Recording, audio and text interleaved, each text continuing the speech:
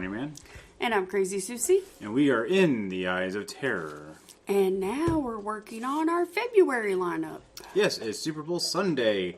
Or at least that's when we're recording on. So, we don't watch the Super Bowl that much, but who do you think is going to win? I really don't care. Is the Eagles and Pats playing? I think it's going to be at the Raiders this year. I think they're going to come in, just dropkick everybody, leave and go like, "It's mine! It's my trophy!" And that's it. Anyway. Alright. Our February lineup is titled Bloody Bloody Not So Valentine, because we really don't get into the Valentine season and we're just all about the blood. So. Honestly, naked babies and diapers really scare me. So, with bows and arrows, how do they have the power to draw back a bow and arrow? Well, they're not really babies. They're cherubims, I understand, but they're kind of like miniature grown men in diapers, which is even more creepy. So we're just going to go with the blood. The first movie in our Bloody Bloody Not So Valentine February lineup is Boy Eats Girl, because nothing says romance like a dude that comes back to life and wants to eat you.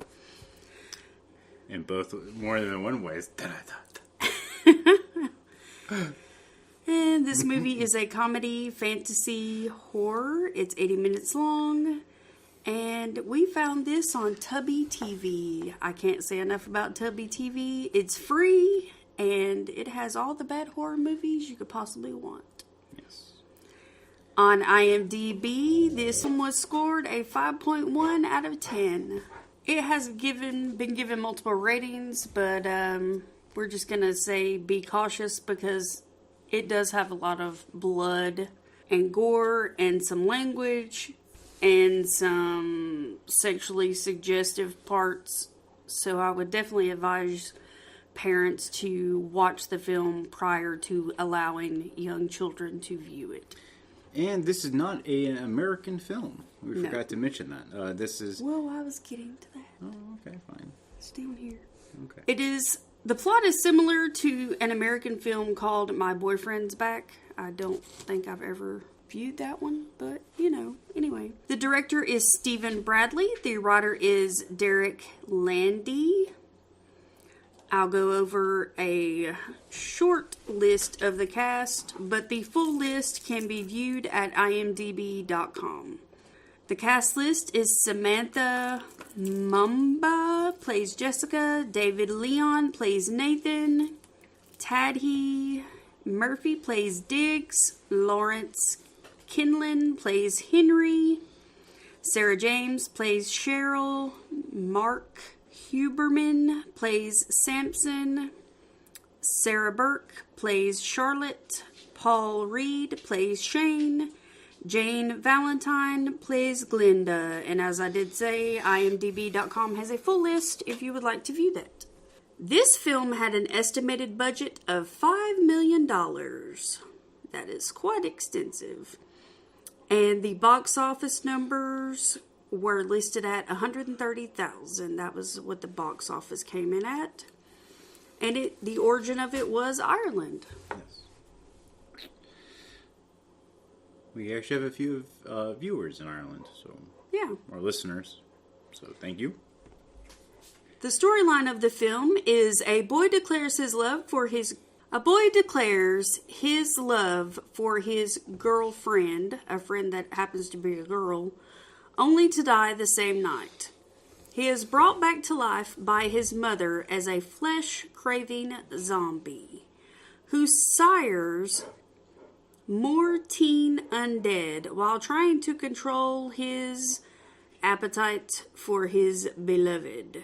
I think this movie is kind of cool. I found some of the parts to be pretty surprising. I didn't expect some of the parts. It's better than your normal teenage romance movie. Yes, and it's not your atypical high school zombie film either. So, give it a try. And it's a different perspective, so you see sort of how UK schools work compared to American schools. Right. Sort of, in a weird way. Yeah, it is unique in a lot of different aspects. Well, we're going to get right into it. I just stuck something in my eye, so it's not feeling too good. But, well, the film starts with a woman in a beautifully old Catholic cathedral church. And she's up on this scaffolding, and it appears to be that she is touching up an old painting. She climbs down from the scaffolding. She goes down an old spiral staircase into a basement and puts away her brushes and supplies that she's working on. Well, she happens upon, when she puts away these brushes, she happens upon a crypt, a hidden crypt. With a creepy priest hidden inside. Well, the creepy priest wasn't hidden inside. No, he was tucked away nicely in the corner. No. He realized that she was down there and he got onto her. So she goes down into the crypt in these weird narrow passageways and goes into one section of it, into this room, and she's kind of poking around being nosy, and she finds this strange book. As she goes to open it, the priest comes in and he tells her that those who were damned for going down the dark path are buried down here. Just being in this room, just being down here, is stirring their dark hearts. You know, you're awakening their dark hearts just being in this room. Don't ever come back. You know, don't be down here. You need to leave now. Basically, he made it very clear that being down there was a big no-no. But before he come down, she was flipping through, like, this book. She opened it. She was sort of minorly flipping through it. Minorly. She was perusing it. She didn't get much of a chance to really view it. She got a small idea of what it was about. And he called her. Yeah. And made her leave. And he was pretty nasty about the fact that she was not supposed to be down there. You want to know why he was pretty nasty about it? That's where the priest cuts his nudie mags at. It was in that crypt. That's not nice. Next, in the next scene, you see school-age kids. They're driving down the road. In the car, there's 3 guys and 1 girl. The guys take the girl home. Her name is Jessica. The main guy, his name is Nathan, and Nathan has a huge crush on Jessica. So the other guys, Diggs and Henry, when they drop Jessica off, they rag on Nathan and are like, "Man, why didn't you ask her out? You know, you had your chance. You should have asked her out." And Nathan's like, "I will." And they're like, "Sure." The whole movie they're ragging on Nathan about asking Jessica out. Well, there's also a really big disco that's going to go on, like, later on. So, it's like that whole, like, you're going to take to the disco type thing. Mm-hmm. The next day at school, a girl named Cheryl smiles at Nathan. Well, Diggs and Henry poke fun at Nathan about this, too. Well, too bad for Nathan. The boyfriend of Cheryl is a great big guy named Samson. He might be a big guy, but not very smart. No. And Samson sees this interaction between Cheryl and Nathan, and he doesn't take too kindly to that. But Cheryl says, it's like... Well, Henry takes Nathan's phone and sends Jessica a message asking her to meet him later at their special spot. Because they've been friends for years. They have this little spot that they meet at. Well, Cheryl's boyfriend gets back at Nathan and smashes him during the rugby game.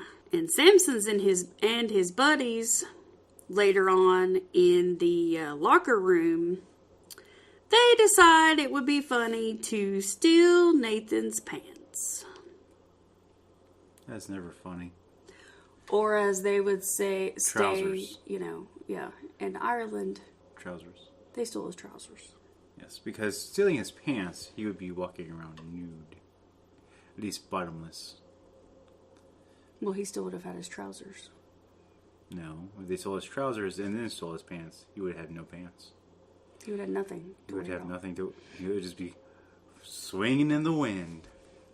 Well, he ended up wearing his rugby outfit home. Yeah. So instead of showering at school, he had to try to rush home and shower and eat before he met Jessica. So it still put a big wrench in his plans for that day. Yeah. So he rushes home and, like I said, showers and eats and tries to hurry up and get ready to meet Jessica. He goes to the meeting spot, lights candles, and tries to write down his feelings, but he can't seem to get it right. So he crumples up the paper and tosses it in the floor. And he sits there what seems like a really long time. It starts getting dark. So he thinks, well, maybe I'll try to call her. He can't get service on his phone. So he walks out and goes to the nearest payphone. In this process, it cuts over and you see that Jessica is trying to sneak out of her house. Her dad questions her. She says she's going to meet Nathan. And her dad says, no, I don't care for him. I think he's a bad influence. You're not going to meet him. Go back upstairs. Her father doesn't care for Nathan. He doesn't approve of him or of his other friends that she hangs out with. So Nathan calls Jessica's home phone. Her father answers and says, some time ago, a good-looking guy in a good-looking car came and picked her up. So Nathan just hangs the phone up on him. And Jessica's dad seems to take this as a, one for the team kind of a situation. He won that round against Nathan, I guess. Yeah, it's just like weird competition that I don't think he even understands he's playing. Like, yeah. Nathan's playing, he's like... Right. So Nathan walks home. Jessica sneaks out of her window and goes to the meeting point. She reads the crumpled up note. And she is in the process of going back home while it starts raining. Kenneth, who is a guy that they go to school with... And the school playa. He is a jerk who... manipulates girls into physically getting what he wants from them. He stops and offers Jessica a ride home because he supposedly is going by her place. So she gets in his car. He tries to sweet talk her. He literally tells her, I'm just going to be honest with you. I don't think that you're like other girls. So I think we would be good for each other. I think we would be good together. And she literally tells him, go F yourself. Yeah, it's more, I can't stand you. She said, Kenneth, if you were the last guy on the face of the earth, then I wouldn't be with anybody. Like, she gives him no out. A cucumber looks better than you do. She would basically said, there's no way I would ever consider you. If you're the last no way. If we had a breed or our population would exist or die out, well, so long to our population. Yeah. And they were at a stop sign, or coming up to a stop sign. He bows up and stops. So her flashlight would fall into the floor and she would have to bend down and get it. Because he saw Nathan across the street on the sidewalk. So it appeared to Nathan that Jessica was doing something inappropriate with Kenneth when she wasn't. And that just leads him down a dark spiral of right. loathing and self-doubt. Exactly. Well, Kenneth ends up taking Jessica home and then later on ends up saying a bunch of very inappropriate things about her to Samson and the other guys, which was totally untrue. And Nathan ends up thinking very untrue things about her because of what he thought he saw. But anyway, so Nathan runs home. He gets drunk, plays very loud music. He sees a noose. He has a bear. He's put like a bear, a teddy bear, in a noose. Mm-hmm. Because he's an edgy teen like that because he has whiskey underneath his bed. Right. So he sees this noose hanging in his room by his door. So he decides he's depressed and upset or whatever, so he puts it around his neck. I don't necessarily think with the intent of killing himself, just, I don't know, maybe it was just his thought at the moment. Well, his music is playing really loud, and his mother comes home around this time, and she's yelling at him, turn your music down, turn your music down. Well, he can't hear because the music is so loud. So she busts in his bedroom. She knocks over whatever it is that he's standing on. And it actually not just chokes him to death. It had to have broken his neck because he dies. It's not like she could have resuscitated him. So we have Nathan, which is our first death. Yes. It was... It was lackluster, wasn't it? Yeah. It was like... From a realistic standpoint, it would never have worked. Because I don't even know where the noose was, but it would have to be like any stud somewhere. And probably a reinforced stud. I mean, he's not a big guy, but, I mean... Right, but this is a movie. This isn't real life. I know, but I'm just saying... This is movie life. In movie life, it wouldn't even have worked either, because technically you're not dead unless blood's coming out of an orifice. A mouth, preferably. So, no, I really just give it a 1. It's not that great, but I mean, it has to exist to go on with the storyline. So. Right, to push the movie forward. So his mother, in great sense, goes, you know what? There was that random book of voodoo magic down in that crypt. I'm just gonna go back over there and get it. Nothing's bad ever gonna happen. Sounds like a good idea to me. Yep. If I can't have my son, I'll have some resemblance of him, I guess. Huh. Voodoo. What could go wrong there? Right.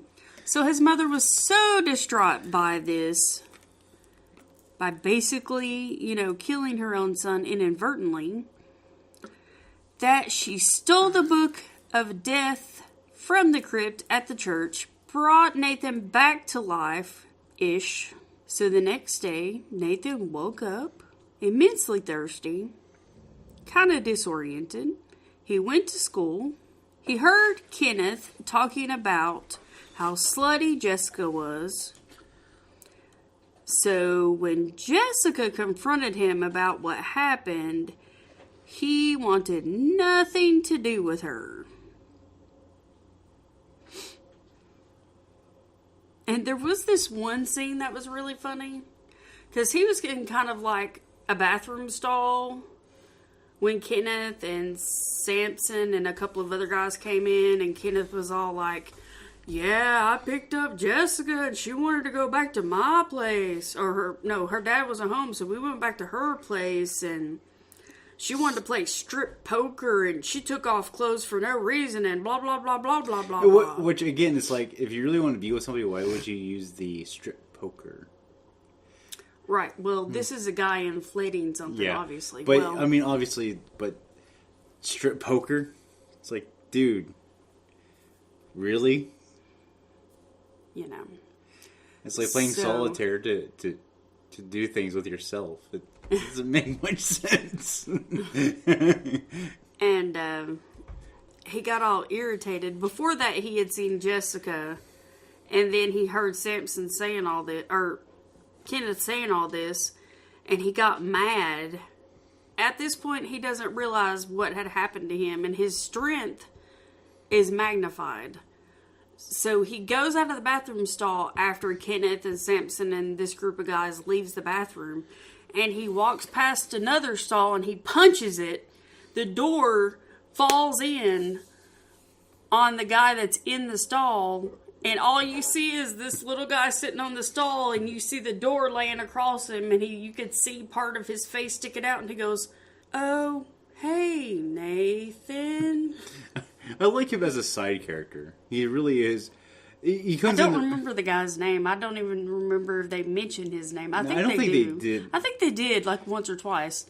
But he's like, "Oh, hey, Nathan." But he's sort of like the perfect side character. He's there for a punctuation of a joke, but like other than that, it's like he's not forgettable. But it's like his glasses are all ajar on his face, and he's like, "What's up?" But it's like, you seem to have misplaced a door on my body. It's okay.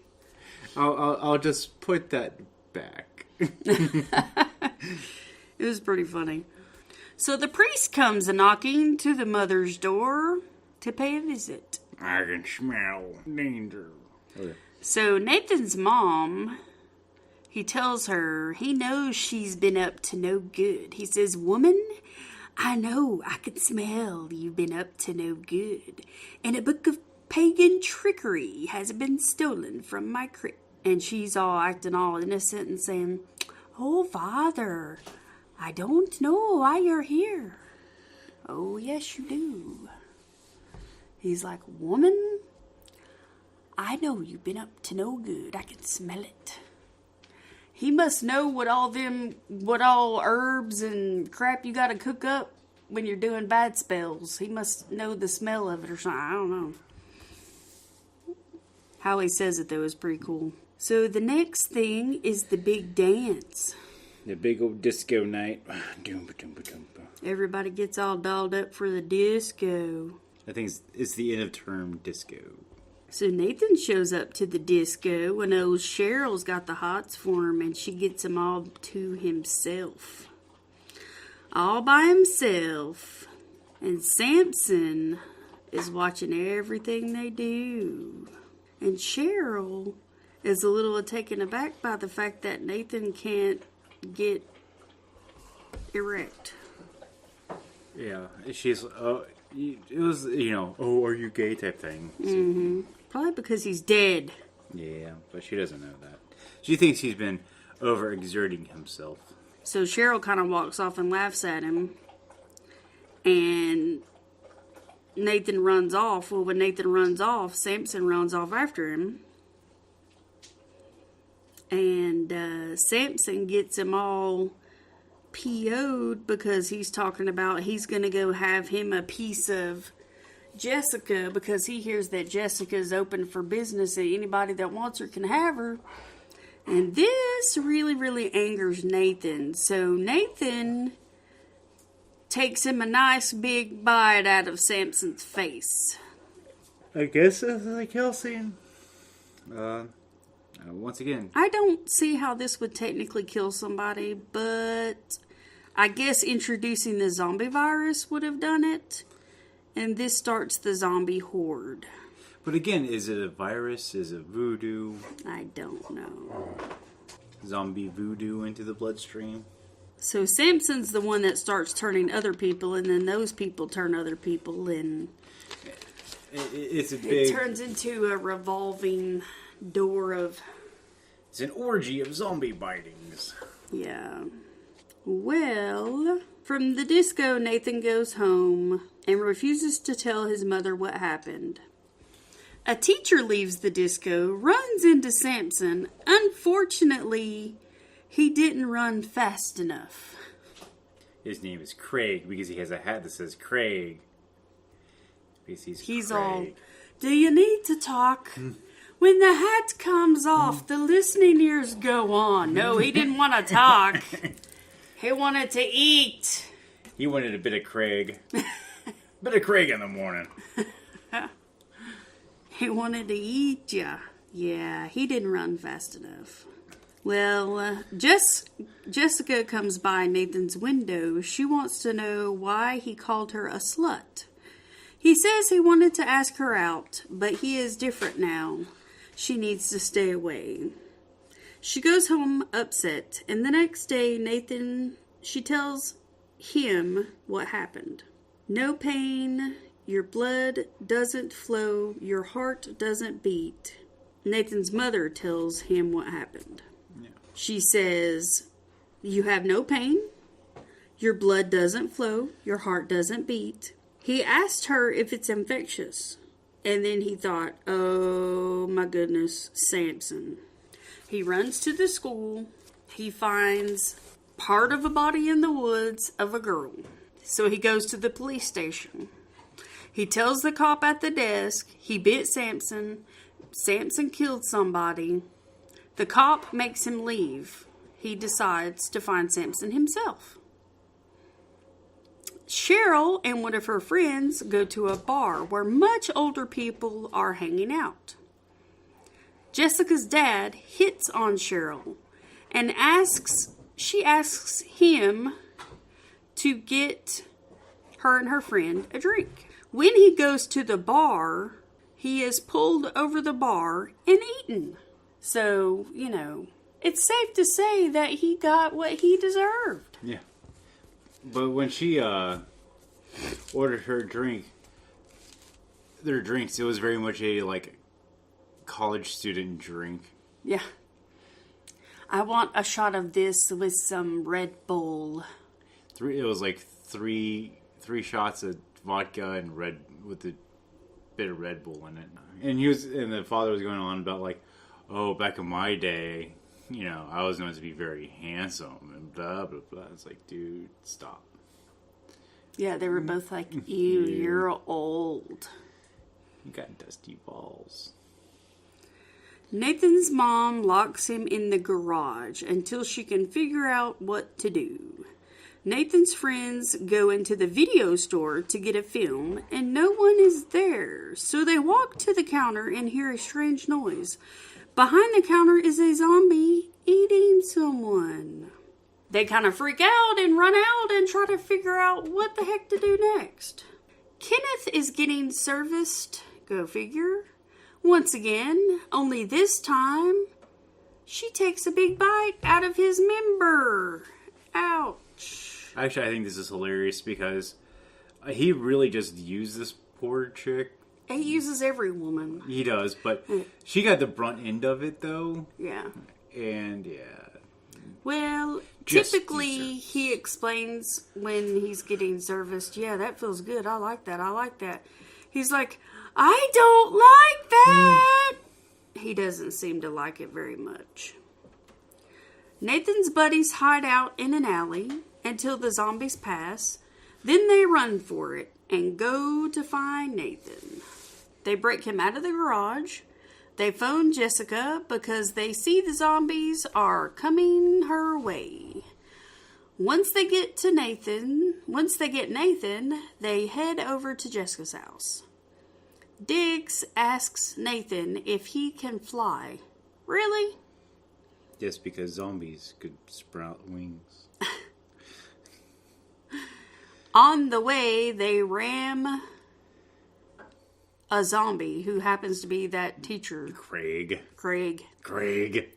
With the car and wreck and have to walk the rest of the way. Yeah, because, Craig rips off the brakes or whatever. Yeah.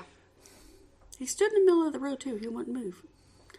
Nathan's mother returns to the church crypt and returns the book. The priest is there, and he has turned into a zombie.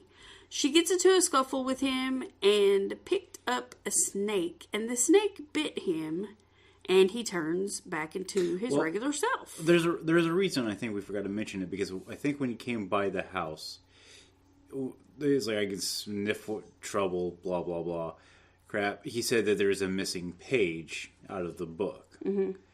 Because, originally, from what I understand, it's supposed to bring back, the spell is supposed to bring back people to life, but not soulless. Zombies, this is a soulless zombie concept. Mm-hmm. There was a missing aspect of it. Right. And she goes back and, realizes that there was a page ripped out of it. And there's this snake throughout during the entire movie in that crypt. So, yeah. So she finds out that. So she takes the snake with her to turn Nathan back. The funny thing is she takes this snake and she chucks it in her, what do you call that? Glove compartment? Her glove compartment. And I was like, that snake is not going to stay in her glove compartment box. If you put something in there, it could travel all through your dash. I was like, it's a movie. Just movie logic. It's a really well trained. Why did that snake stay in the crypt the entire time? It wasn't like walled in or anything. It was just bars. Right. Nathan and his buddies get to Jessica's, and Cheryl shows up too. They all manage to stay alive and unbitten. Okay, so here's another thing that really irritates me. So they called up Jessica, right? And they're like, find a place to hide. So she's by a horse. I guess she's a horse person. And there's a barn right behind her. So she decides to walk to the house. Mm-hmm. Not just turn around and go, oh, there's a barn there. Mm-hmm. Jessica takes a lot of the zombies out with an industrial mower. This part is one of my favorite parts of the movie because if you're going to watch this movie or you don't want to have any interest in the other stuff, this one scene is worth this entire movie. Yeah. So this is a 5 out of 5 for me. And it's a murder scene, so it's a 5 out of 5 murder scene. Yes, it is. So they kind of get to a point to where all the zombies that were near them are gone. They come out of the house and they're gonna leave, but then I guess they make noise, so all these zombies kind of get around them, and then they're like, crap, what are we gonna do? We're surrounded by zombies. And they have very little weapons. So Jessica walks over like 2 or 3 feet, gets in this big industrial mower. All these zombies surround her, and she just starts hacking them up, and all these body parts are flying everywhere, and blood's flying everywhere, and then everybody else runs off. All the other people run off and go to the barn. And then when all the zombies are dead and their body parts are laying everywhere, she runs to the barn. And then Nathan asks her, are you okay? Did you get bit? And she goes, no, they didn't get anywhere near me. Of course they didn't. You were in an industrial mower. You were just hacking them to bits. But it actually shows them spinning in the mower and body flesh flying everywhere and blood splattering everywhere. And it's quite graphic. So. And that's your art rating right there. Yeah. Other than the fact that it talks about, Kenneth getting serviced and all this other stuff. Yeah, that'll do it. So, that's why we say you need to view it before you let your children watch it. Okay, so they go to the barn to hide out, and Samson breaks in. Samson bites Cheryl. Nathan's mom shows up to bring him the snake. She throws the snake and tells him to let it bite him. Yeah, she runs the car into the barn. She throws the snake. It's like, she's like some action hero at that time. It's like, hey, let the snake bite you! Get into the chopper! Get into the chopper! That would be so weird. Let it bite you. What? Yeah. You turn into another person. You turn into a regular person. Just bite me, snake. Just don't let me see it. Could you imagine? Okay. Samson and his stooge tried to attack Nathan's mom, so he literally puts Samson's head. Nathan literally pulls Samson's head off of his shoulders. That scene, and it shows it. So is that death scene number 2 for Nathan? For Samson? Samson dies twice. Yeah. Can a zombie die twice? And this movie does. I mean, technically, you have to destroy the brain or the spinal cord, so yeah. So his second death was much more epic than the first. Yeah. Samson's first death was really pathetic. He got bit on the cheek. That was really awful. So what would you give his second death where he rips his head off his shoulders? I think it's a 4. I mean, it's really graphic and everything. It is, and it shows it. He gets all zombified and PO'd, and he just grabs his head and he puts his feet on his shoulders and he just pulls. And everybody else around him is like, oh my God, stop! And he's just... And you hear all this ripping noise and he just keeps going until his head's dislocated. And then he's just sitting there and everybody's like, oh crap, he did it. Ugh. Aren't they? They're all like, that's so gross. That's the only way he was able to take...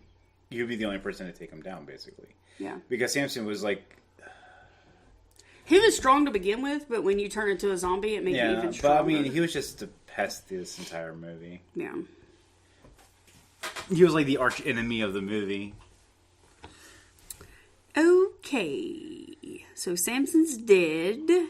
So Nathan goes back up to... There's a loft in the barn, and that's where everybody is standing. Nathan went down to the bottom to kill Samson. He goes back up to the loft where everybody else is. The snake manages to slither back up there, bite him on the foot. A fire gets started because there's a fuel tank at the top at the loft, and they knocked a hole into it. Yeah. And they were going to start a fire to kill the zombies to begin with. Well, a match was lit to do that. So now there's a fire. And the zombies realized how to get up there because Nathan got up there by using some pegs. And Right. so now they're actually at risk. So one of the other zombies grabbed Nathan's foot and pulled him down. With this lit bale of hay. He's holding a lit bale of hay. And they pulled him off of the loft. Which ignites the fuel. Right. So everybody else climbs down using the ladder, but they don't realize, they think he's dead. So they leave the barn all upset and everything. They get halfway down the driveway and they hear the Zamboni. Right? They're shaving ice now? Not a Zamboni. My brain is not working. What's that little scooter thing? A moped? Moped, yes. Because Zambonis and mopeds are the exact same thing. Not a Zamboni. They hear the moped going down the driveway. I know when I shave ice for a hockey game, I use a moped. And when I want to drive around leisurely, I use a Zamboni. That would be really funny. So they get halfway down the driveway and they hear the moped. Cheryl had drove up with it. And they turn around to look, and it's Nathan. He had, when he was pulled off the loft, his hoodie caught one of the pegs on the side of the loft. That kept him from falling off of the loft. But honestly, it wasn't that far. I don't think it would have killed him. But but I mean, it would have landed him in the vicinity of the flame. Right. So he would have burned to death. He would have been hurt. Right. It might have twisted his ankle or something. So, the very last scene is them joining up in the driveway. They're all surprised to see him. He says, Jess, I have something to ask you. And she says, the answer is yes. Diggs says, what was the question? Henry, what was the question? And that was the end of the movie. Obviously, the question was, will you be my girlfriend? It's the same question. No. It was the question of, can I eat your brains? Duh. No. Yeah. He was no longer a zombie. I know. So, this was the first movie in our Bloody Bloody Not So Valentine movie lineup. So, what do you give it? We're actually not done. We have trivia. Well, we always do the rating and then we talk. And then I give it a 3 out of 5. Yeah, I give it a 3.5. I think for what it is, it's a great like date night movie. you know, it was great for like Valentine's Day, in my opinion. It wasn't what I was expecting, to be honest. I was expecting a lot more. I mean, it did lag a little bit here and there, but it did have, you know, it had the gore. Mm-hmm. It had a little bit of suspense here and there. It was funny. Yeah, I mean, it was funny. Every character had a really good thing. Very minor plot holes. The one thing that sort of bothered me afterwards was like, where's the mom at? Mm-hmm. You know, they never meant, it's like, and the mom just randomly got to the chopper. Like, what happened to, you know, what happened? I just want something I was always questioning. I mean, it's a good, like I said, it's a good, you know, like maybe anti-Valentine's Day type thing. You don't want to watch a Hallmark love movie or just a... Yeah. We're very untraditional when it comes to some holidays. A lot of holidays, so... But I would recommend this one. I mean, especially because it's free. Yeah. Tubby TV, you can't beat it. If you like free, free's good. So the trivia for this movie is, the film was nominated for 7 awards. The Best Foreign Horror Trailer, Best Supporting Actor in a Feature Film. That was Tadhar Murphy. Best Supporting Actress in a Feature Film, Deidre O'Kane. Best Production Design of a Film, and Record. Best Costume Design of Film, Susan Scott. Best Sound in Film, TV Drama, Patrick Drummond. Tom Johnson, John Fitzgerald, Stuart Bruce. Best Feature Film, Stephen Bradley. This was, I don't even know how to pronounce that. Domhnall Gleeson's film debut. At the start of the film, the car is a 1996 VW Golf with Dublin registration number.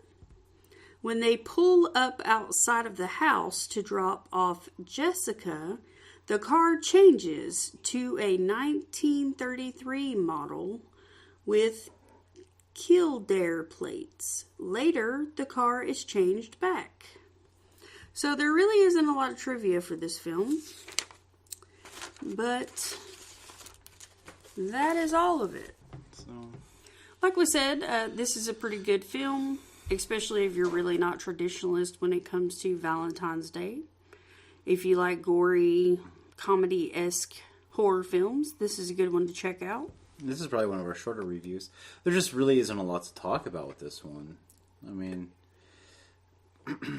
it's funny.